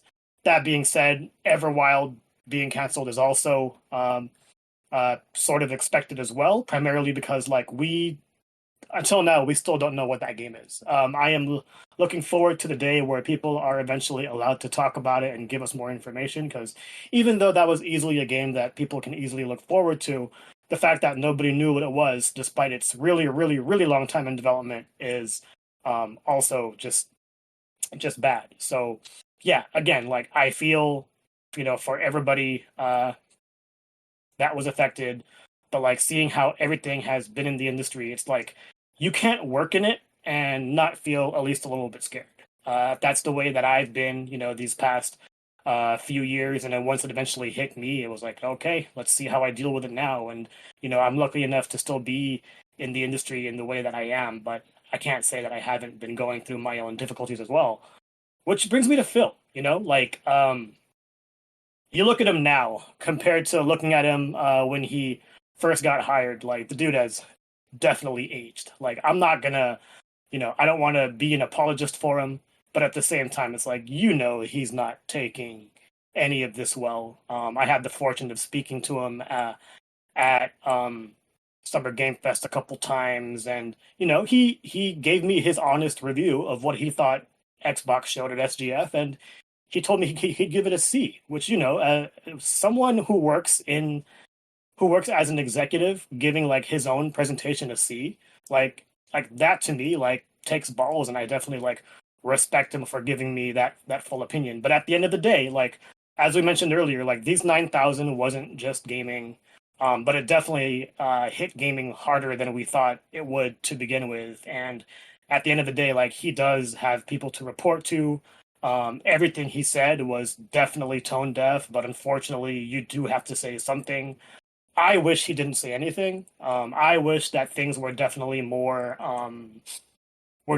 transparent, because that's kind of the vibe that Microsoft has been giving ever since the Xbox One X, and it just hasn't been that way. And yeah, it's tough. And then as for like the news about him not retiring anytime soon, while he is debunking it, it absolutely would not surprise me if he actually did step down. The man's been the head of Xbox for over a decade, which I believe is longer than anybody else. It's definitely longer than Matrick. It's definitely longer than Allard. And I don't know if there was anybody even before Allard. So that's what I have to say about that. And then in regards to what Turnbull said on LinkedIn, yeah, that's beyond tone deaf. Like,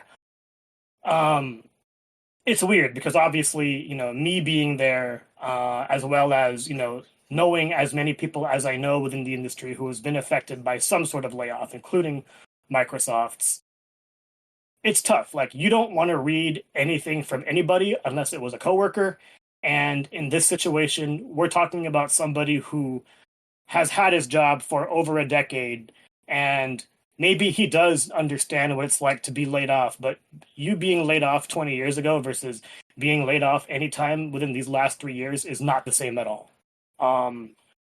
Like in 2018, if you were laid off, it was almost like a good thing because you were getting severance and a lot of different studios were hiring.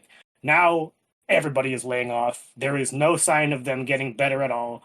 Amir Thoughtbot's group definitely said that things were definitely getting better this year, but like after what happened with Microsoft and the 9,000, which was like, more than triple what anybody expected, it's just rough. We're seeing a lot of veterans in the industry leave and pursue other dreams, and at the same time, what they're pursuing isn't working out either. It is really, really tough to find anything in gaming, anything in tech, what have you, and seeing what happened here is just really rough, especially knowing that Microsoft has laid off, I want to say this is the fourth time in the last 2 or 3 years, and that's not good. Like, you would hope that this is the last time, but at the same time, it's like nobody's safe. The fact that Turn 10 was affected the way that they have, when Forza is not only something that people know Xbox for, it is a reliable seller.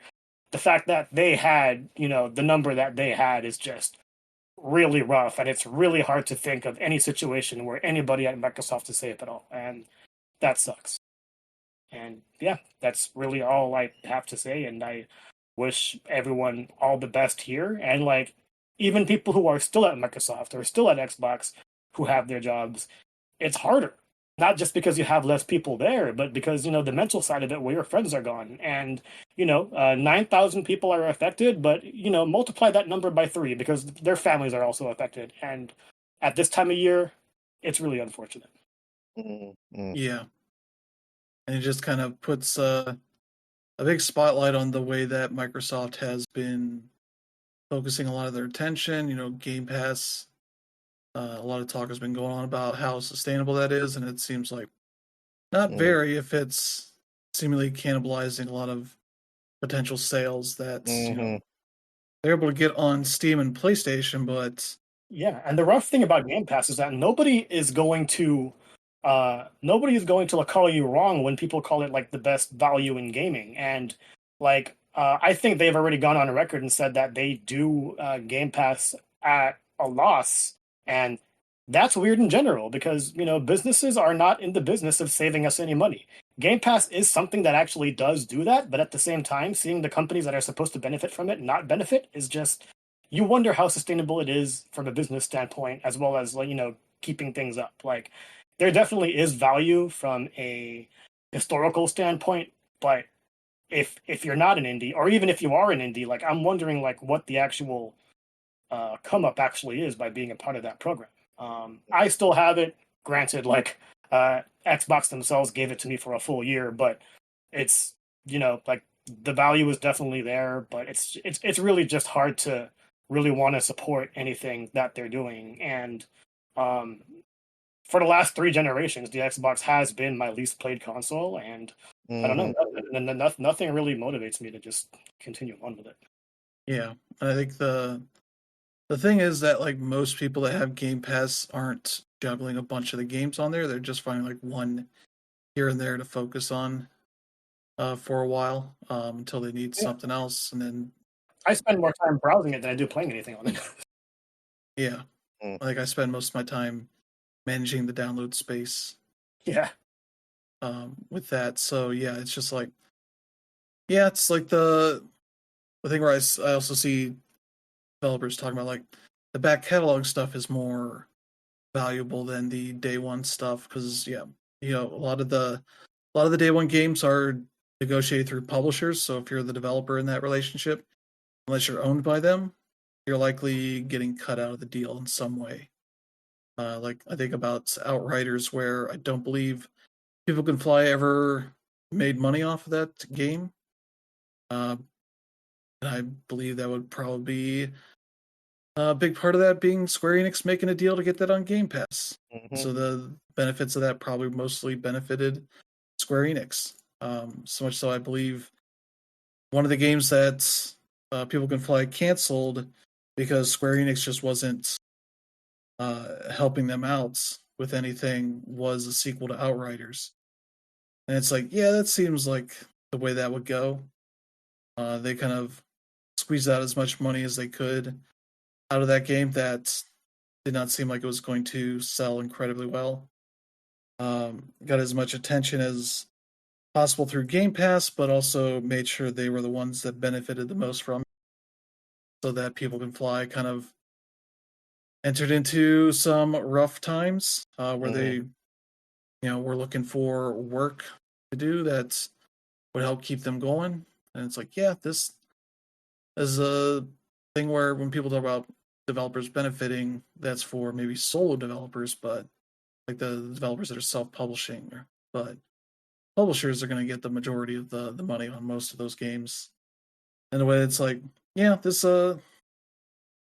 maybe isn't as great of a value on developers unless they're somehow it helps them just get more word out there and make more money on the other platform. But that isn't always the thing that happens. Much like just games trying to sell, the successes are sometimes just luck and perfect timing. Like Claire Obscure, where it's like Game Pass stuff definitely helped get enough people to check it out before they bought it on their own and saw kind of what game that is. But yeah, it probably could have done that as well, just selling, because people would have figured out how good it was either way. Mm-hmm.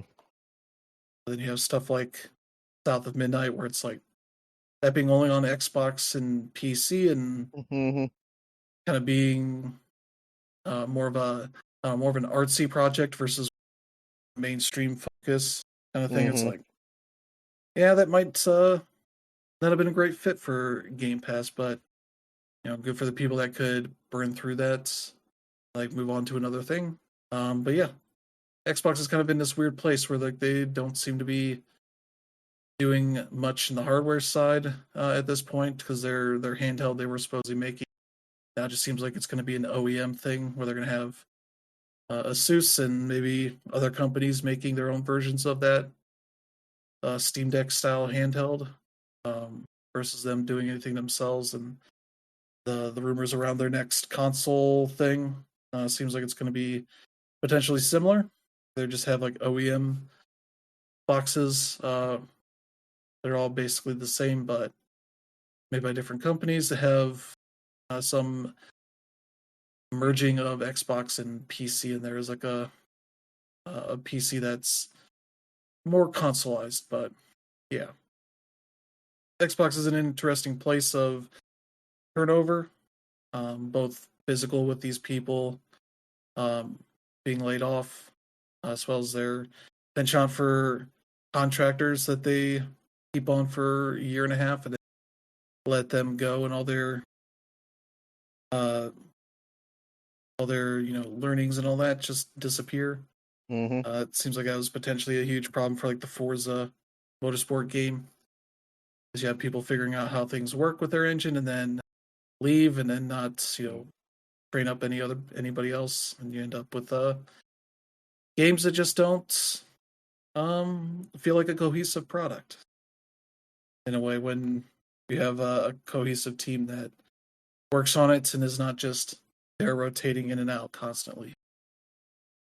So yeah, we'll see what other stuff kind of falls out of this whole thing for next week. But yeah, just been a rough time to get this news, and they'll just hope that this is the extent of it, because yeah, they laid off like 2,500 people last year, and a good chunk of this 9,000 is at Xbox or is from Xbox, so could be anywhere up to like 5,000 total people in the last year and a half or so, and that's an incredible amount of people. Even as Xbox or Microsoft has like 200,000 people working there. Just a ridiculous situation, and they're now the biggest company in the gaming industry, mostly because they bought two big publishers and 10, 12 developers over the last like 10 years here. So gonna be interesting to see how this shakes out. But yeah, I don't know where things go for Xbox, but we'll have to see how that goes. Yeah. We can make an entirely different podcast about how we'd fix Xbox, but there is a lot to do. Yeah. But yeah, I think it's gonna end up doing it for the show. This is been a fun one, or fun in quotes. But yeah, we'll be back next week with some new news, hopefully some better news and more interesting things to talk about than layoffs and AI bullshit and CEOs that are believing there's paid saboteurs in their midst. So yeah, that's gonna end up doing it for this week. If you enjoy the show, for let friends and family know, they should check out the podcast and select strangers that are also tired of Microsoft being a huge force in the gaming industry. So yeah, thank you all for tuning in. Hope you have a good week ahead. We will see you all next time. Have a good one. Bye. See you.